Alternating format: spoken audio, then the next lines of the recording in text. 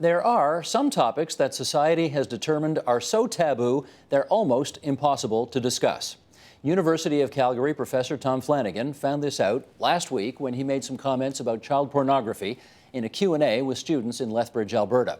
His comments went viral, and almost instantly he was dumped by his university, the CBC, and Alberta's Wild Rose Party, for whom he was a political advisor. Well, we are going to discuss the remarks and the fallout. Here's Tom Flanagan, and we welcome you back to TVO. Oh, hi, it's great to be here. Let's set the scene here. What were you doing in Lethbridge in the first place? Well, I had been invited down to talk about the Indian Act. This is, part of my research. And I was invited by a Town and Gown Discussion Society, which is partially supported by the University of Lethbridge. So I was giving at least a quasi-academic talk. It was on campus in a classroom. And I went down there to talk about the Indian Act. And it turned into something else. And just for those who haven't seen it, although I think at last check about 70,000 people had seen it already, here's some of what went down in that class. Roll tape, please. Your statement you made to the Manitoban during November 2009 in regards to the hurried legislation regarding child pornography. Tom Flanagan, you stated, quote, "But that's actually another interesting debate or seminar. What's wrong with child pornography in the sense that it's just pictures? But I'm not here to debate that today," unquote. That's what you stated. And my question is, and you couldn't even answer it because you even just said it yourself, how does abolishing the Indian Act and implementing the Land Privatization Act supposed to fix your so-called Indian problem? But you couldn't even answer that yourself. So I don't know what's with all those books you came up with, where they really end up with. And I'm not sure if you ever heard with all the rumors circulating, is it really true you are the father of the IKEA monkey? Yes.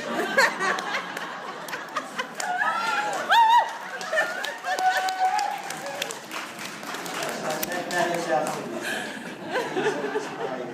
He's my youngest son.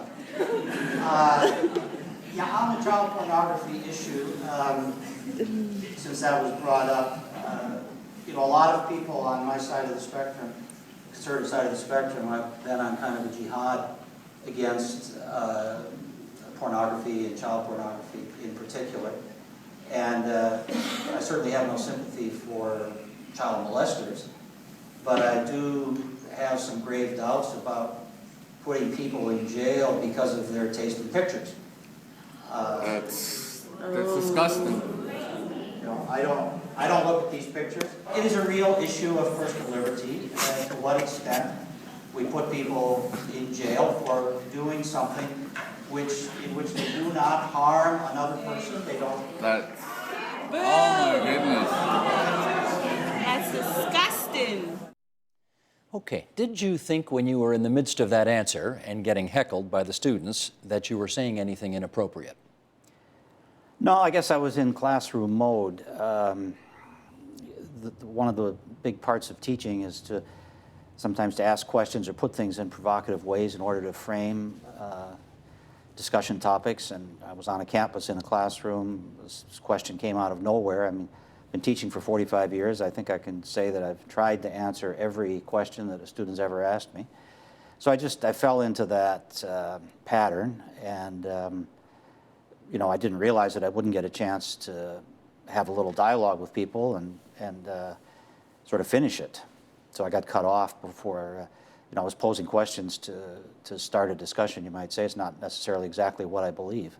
But you were there to speak about the Indian Act, and the initial question was about the Indian Act. There was kind of they went out on a tangent to deal with all the child sexual issues. So why did you feel a need to address that part of the question when he really wasn't asking about that to begin with? Well, to be honest, it was the only part of his question that I could understand. It was a very long, rambling set of points, and most of it I honestly did not understand. This was the one thing that I thought I understood. So you picked up on that? Yeah. You wrote an op-ed for the National Post on Monday in which you said that you felt by going to that class you'd walked into a trap. What did that mean? Yeah, well, clearly there was an element of setup here to ask a question that's completely unrelated to the topic of the evening, and to have somebody there to film it and then to put it up on YouTube afterwards. I think that was done in a calculated way. So in my mind, this was at least a semi-academic event where we could have question and answer and discussion. But for some people, I think it was a a political event in which the point was to try and trap the speaker. So I walked into it, and obviously I made a big mistake by doing so. In the video you said, quote, "A lot of people on my side, on the conservative side of the spectrum, are on a kind of jihad against pornography and child pornography in particular." And that comment suggests that child porn is something that you think ought not to be in society's crosshairs. Is that what you believe? No. Child pornography is a great evil, and we need to try and repress it and do something about it. But it's always a question of degree. And so the question that bothers me in our efforts to stigmatize and reduce the amount of child pornography, do we put in jail people whose only offense is to possess it or view it, people who have not produced it and sold it themselves, or people who have not abused children? I think it's dangerous to even possess it and view it, because you're feeding the industry. So I think there is some harm there, but we don't punish every harm by putting people in jail. I think we have to realize how really quite remarkably heavy the penalties are in this area. Section 133 of the Criminal Code has mandatory jail time for even simple possession or accession of it, viewing it, in other words. There's lots of crimes in the Criminal Code in which judges have more flexibility than that. So the penalties are very severe. And so that's really the only question I'm raising. I'm not defending child porn. I'm not saying I approve of it or that it's okay. I'm saying, what is the appropriate penalty for people who may consume it without doing anything other than that? You think the punishment does not fit the crime? I think the punishment, I don't even know, to be honest. I was asking a question. I don't actually have a position on it. I was asking a question. Well, here's what you said again in the National Post. You wrote, "I endorse jail sentences for the production and distribution of child pornography, but I wonder whether we need mandatory minimum jail time for possessing and accessing it if those are the only offenses. It is ultimately an empirical question whether we can adequately protect children without inflicting the additional harm of imprisonment upon people who are pornography voyeurs but not child molesters." And it sounds like you're sticking with your original position here, namely that there is room in Tom Flanagan's world for at least the consumption of child pornography. Do I have that right? Not really. No, I'm not saying there's room for consumption. I think the consumption is potentially harmful because it feeds the industry, and it may well lead people in the direction of committing heinous offenses later on. I'm saying, what is the appropriate way of dealing with consumption if it hasn't yet reached that point of child molesting? To draw parallels with other things, we don't send everybody in areas of gambling or whatever, drugs to prison. There are therapeutic and counseling options, and I think that some of those might be more appropriate in this instance rather than an immediate mandatory jail sentence. And let's just clarify, you said this on the tape, but for those who didn't see it, you don't look at this stuff. You have no particular interest in this stuff. This is, in some respects, an academic or public policy discussion for you. But let me put another quote here from your National Post piece, which is, "Jail is a grim necessity for criminals who seriously harm the person and property of other people. But should we fill our prisons with people whose problems can be dealt with in other ways?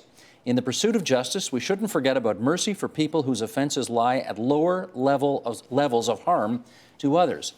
And again, despite everything, it sounds as if you are calling for mercy for people whose sexual preferences create a market for sexual child abuse, to which some people will say, this guy said it, and he's still saying it, and he doesn't get that he's kind of stepped over a line here. Yes or no? I don't think I've stepped over any line when I've said that we should treat with mercy people who haven't inflicted any damage on other people. I doubt that these people asked for their sexual preferences. I suspect, at least modern science suggests, that there's probably a hereditary component to this that we don't fully understand. But we certainly don't want them harming other people, and we don't want a pornography industry, and we want to dampen that down. But sending a person of this type into jail where he's going to be persecuted probably by other prisoners for his crime, where we know that jails don't really have the counseling and therapeutic options, wouldn't it be better to consider counseling and therapy for somebody like this as a more effective way of dampening down the demand for pornography. It's not a matter of encouraging, it's a matter of what is the most effective way to dampen down this great evil. But if I'm reading public opinion correctly on this, and I don't know if I am, but if I am, the public doesn't see in you an adequate amount of horror for just the viewing of this stuff, which by virtue of itself creates a market for it, which leads to child abuse in the first place. That's, I think, what the outrage is here. Mm-hmm. Do you agree? Well, I'm not sure. I'm trying to deal with the problem analytically. I've never seen this stuff myself. I don't look at it. I don't want to look at it. It would be illegal to look at it, in fact. So my question is I come back to the point, what is the best way? And, I say, Steve, I don't actually have an opinion on this. I was raising a question in an academic setting, and I think really this is an equally important thing to discuss, is somebody whose life is spent in a university, is he going to be able to raise a question for discussion? Raising a question doesn't mean that you have a settled viewpoint, and I actually don't. But I think that above all, people in universities have to have the opportunity to raise questions about existing public policy. I mean, we haven't had this law in Canada forever. It was only passed in 1993. There was great debate about it at the time it was passed. Does the fact that it passed mean that one could never question any aspect of it? No, but you're no ordinary academic. Yes, 4.5 decades in academia, but you're a guy who used to advise the man who's now the Prime Minister of the country. You're a guy who was helping Wild Rose in its last election. You're a guy whose political antennae, the argument goes, ought to be a lot sharper than your average academic who spent 45 years in the ivory towers. So shouldn't your spidey senses have gone off in the middle of this answer and said, I'm getting on dicey territory here, even if I'm in an academic setting? Oh, yeah, absolutely. I mean, I would never have done this if I had thought of it as a televised event. I'd say I was in professor mode. But, Steve, you're right that I have had quite a bit of experience in politics, but it's actually quite difficult to go back and forth. They're totally different methods of thinking and communication, and I've been away from politics largely since 2006, although I did on an emergency basis. I was asked to help with the Wild Rose campaign. So for a few months there, I was back in campaign mode. But ever since 2006, I've largely been back in academic mode. So that's pretty much the way I'm operating now. If I'd been in political mode, yeah, everything would have been different. But I wasn't, and I walked in there thinking, I was invited to a university to speak in a classroom. I was thinking of this as an academic event. Do you believe there should be no taboo subjects for discussion in society? Yes, for discussion, yes. I think everything should be open for discussion, not for action, but for discussion, yes. Let's talk about the fallout from this, because part of the story is what you said, and part of the story is what's happened since then. Your friend and colleague at the University of Calgary, Barry Cooper, said this is such a taboo subject that you simply cannot talk about it, and if you do, you're denounced. Mm-hmm. Is he right? Well, that's what happened, yeah, clearly. But I would draw a distinction. I mean, people talk about this stuff in the classrooms of our universities every day. It's not that these discussions aren't taking place. So you just got caught. I just did it in the wrong place. But, I mean, I've had mail from law professors and social work professors saying how they talk about these issues in the classroom all the time, too. So there's nothing novel about doing it academically. The Heritage Minister in the Harper government, James Moore, praised the CBC for firing you as a pundit, and he called on the University of Calgary to fire you immediately, which, I mean, they haven't done, but they've basically said you're on sabbatical, and as soon as the sabbatical's over, you're gone. What's your view of what he did, James Moore? Well, let me just clarify the facts. I'm 69 years old. I've been teaching for 45 years. I wrote to the university on January the 3rd and announced my intention to retire this summer. So the retirement has nothing to do with this current But they have not episode. gone to bat for you, right? No, and I'm going to have a chat with the Faculty Association when I get back. And I've been hearing from fellow academics around the country about issues of academic freedom. So I think there's a lot more to be said on that. But no, I have not been fired. I did plan to retire in any case. James Moore asking the university to fire me, I think he has to learn a little bit more about the law. Which means what?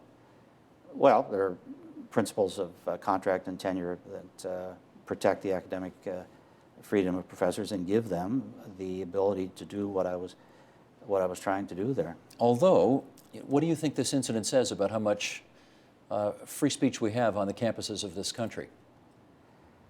You know, I think it says that we need to be thoughtful and careful about it, and realize that it's never fully protected, and we can't take it for granted. And you can touch off an uproar in public opinion sometimes unintentionally. So it's an ongoing battle that always has to be fought. I didn't set out to, you know, enter a battle. It was never my intention, but it just descended around me. Do you think you've done anything wrong here?